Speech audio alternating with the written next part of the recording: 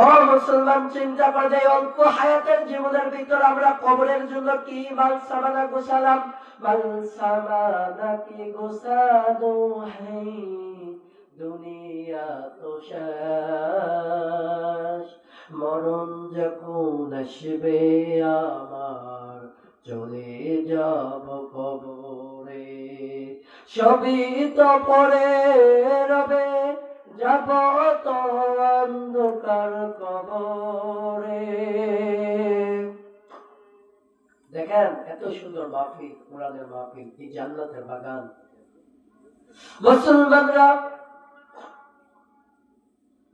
আমি সময় সংক্ষিপ্ত থাকার কারণে সময়গুলো খুব সংক্ষিপ্ত বয়ানকে শেষ করতে যাচ্ছি। পদ্মার বিধান মনে রাখতে লাগবে। আমি পদ্মার বিধান এমন একটি বিধান, এই সন্তান মহিলাকে কয়জনের পর মনে আছে, মনে আছে, আরেকবার বলে দেয়, মনে থাকা লাগবে। স্বামী সন্তান বড় ভাই বাবা, এই চারটি লোক একটা মহিলার উপর দায়িত্ব, নাহলে জাহান্নামী হবে, সাবধান। ও মুসলমান, আমি বাবা মার দিকে আসি। বাবা মাকে যদি একবার নুরানি চেহারায় তাকাও, তোমার নজর তোমার কিন্তু হজের সওয়াব হয়ে যাবে। ও মুসলমানবাসী, বাবা মা এমন একটি জিনিস, যেই বাবা কষ্ট করেছে বছরের বছর বছর তোমাকে বিদেশ দেওয়া পাঠানোর কারণে তার জীবন যৌবনকাল সব শেষ করেছে। তোমার সন্তানকে মানুষ করার কারণে বাবা মা সবকিছু শেষ করে ফেলাইছে। তারপরে যখন সন্তান যখন কষ্ট দেয়, আল্লাহ বলেছেন বান্দারে মনে রাখো, দুনিয়ার সব থেকে যদি কষ্ট তুমি দাও বাবা মাকে, অল্প পরিমাণ কষ্ট দাও, তুমি ধ্বংস, তুমি শেষ।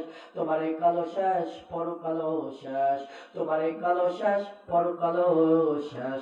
কারণ বাবা মা যে ব্যক্তিকে একবার দোয়া দেবে, সেই ব্যক্তি শেষ। বাবা মার দোয়া ছাড়া কোনো ব্যক্তি আজ পর্যন্ত সফল হইতে পারেনি, আর কোনোদিনও পারবে না।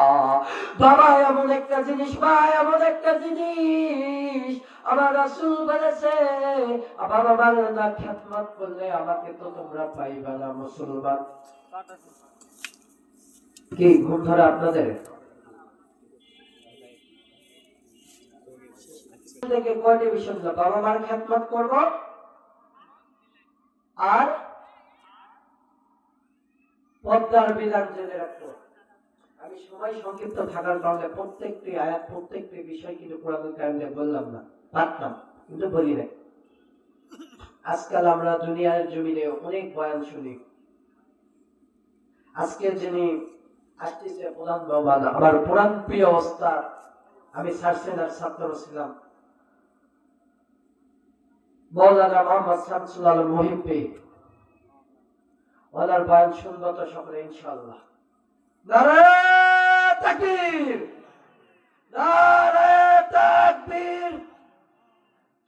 মুসলমান, এই দুটি জিনিস মনে রাখবেন। পাশাপাশি আমার আগামী প্রোগ্রামগুলোর জন্য সকলের কাছে দোয়া চাই। আমার গলার অবস্থা খুব একটা ভালো না। আমি সামনে নওগাঁতে যাবো ইনশাআল্লাহ, জানুয়ারিতে প্রোগ্রাম আছে, আরো প্রোগ্রাম আছে অনেক। সকলে আমাদের জন্য দোয়া করবেন।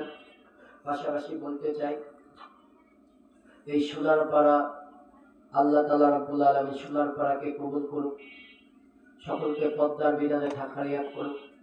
কিন্তু আমি বলি, একটা জিনিস না বললেই না, সেটা হলো ইন্নামা ইয়াখশাল্লাহ মিন ইবাদিল উলামা। হয়তো আলেমকে মহব্বত করো, হয়তো আলেমের ছাত্র হও, হয়তো আলেম হও, কিন্তু আলেম বিদ্বেষী হও না, তুমি ধ্বংস হয়ে যাবে। এটা কি জন্য বললাম? আজকাল কিছু সমাজের লোক আছে, হুজুরকে দেখতে পারে না, আল্লাহওয়ালাদেরকে দেখতে পারে না। কারণ তোমাদের সমস্যা কি? তোমাদের কি সমস্যা? বসো আমাদের সাথে মীমাংসা করো। কেন তোমরা সমস্যা করো? ফেতনা সৃষ্টি করা যাবে না, খবরদার। সমস্যা হবে, গীবত করা যাবে না। আলেমের সাথে বসে কত বড় স্পর্ধা দেখো। সম্মানিত হাজিরিন, একজন আলেম হও, তারপর আলেমের সাথে কথা বলো। একজন হাফেজ হও, তারপর হাফেজের সমালোচনা করো। আজকে আমরা এই জামানায় খালি ফেতনা সৃষ্টি করে ফেলাইছি। ফেতনায় দুনিয়াটা চলতেছে। এই জন্য আমরা সকলকে যেন আল্লাহ তাআলা রব্বুল আলামিন দিনের হাদি হিসাবে, এমনকি আল্লাহ তাআলা রব্বুল আলামিন আমাদের সকলকে কবুল করে নেয়। সকলে বলেন আল্লাহুম্মা আমিন।